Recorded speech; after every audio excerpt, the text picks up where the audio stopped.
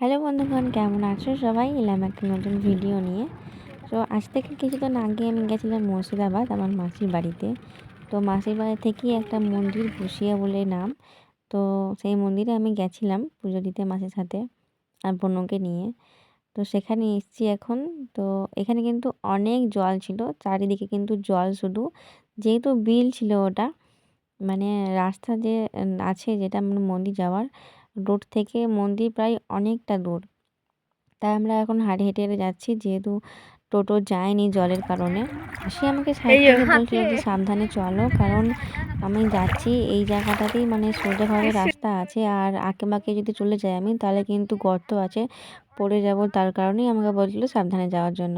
আর ওর বোনকে ফোনটা দিয়ে আমি হাঁটছিলাম সামনে দিয়ে, তারপরেই ঘটে গেল একটা দুর্ঘটনা, তোমার সাথে দেখতে পাবে। চলো দেখে নাও কি হয়েছে।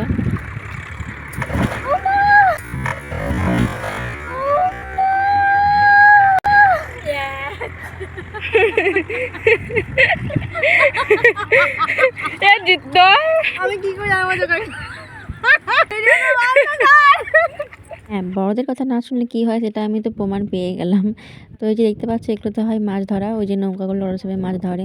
আর দূরে দেখতে পাচ্ছ একটা গাছ আছে, একটা মানে ঘরের মতো করা আছে, ওখানেই আছে মন্দির। তো অনেকক্ষণই চলে এসেছি আর আমার পুজো দেওয়া কমপ্লিট হয়ে গেছে। আর এখানে বলি হচ্ছিলো, যেহেতু আমি কোনোদিন দেখিনি তার জন্যই এলাম, আর অনেকক্ষণ বসেও ছিলাম এই সময়টার জন্যই। আমাদের পুজো দেওয়া অনেকক্ষণ আগেই হয়ে গেছে। আমারও তো এখানে প্রত্যেক দিন পুজো হয়, কিন্তু শনিবার আর মঙ্গলবার একটু বেশি মানে লোকজন আসে আর কি পুজো দিতে, যেহেতু একটা বার। হ্যাঁ, শুধু জায়গাটা বসিয়া নাম সেটা না, এখানে মাকেও সবাই মা বসিয়া বলেই চেনে। আর এখানে বলি হয়ে গেছে, ধরটা দেখতে পাচ্ছ জলে ওখানে ছেড়ে দিয়েছে। একটু পরে কিন্তু এসে একদম ধারে লেগে যাবে, আর তখনই ওরা নিয়ে ওটাকে মন্দিরে নিয়ে যাবে। যেহেতু অনেক দূর থেকে মানুষজন আসে, বাড়ি যেতে যদি সমস্যা হয়ে থাকে তাহলে কিন্তু একটা হোটেলও আছে, সেখানে কিন্তু ওরা থাকতে পারে, সেই ব্যবস্থা ওনারা করেছেন। হ্যাঁ, একটা কথা বলতে হবে, এখানে কিন্তু ঠাকুরমশাই অনেক ভালো, তার ব্যবহার সত্যিই অনেক সুন্দর। তো যাই হোক, আমাদের এখন বাড়ি যাওয়ার পালা। তো অনেকটা হেঁটে হেঁটে যেতে হবে, তারপরে রোডে ওখানে টোটো ধরতে হবে।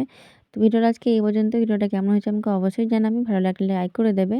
আর যদি কেউ মানে এখানে এসে থাকো তাহলে তো জানবেই যে এই মায়ের মহিমা কেমন।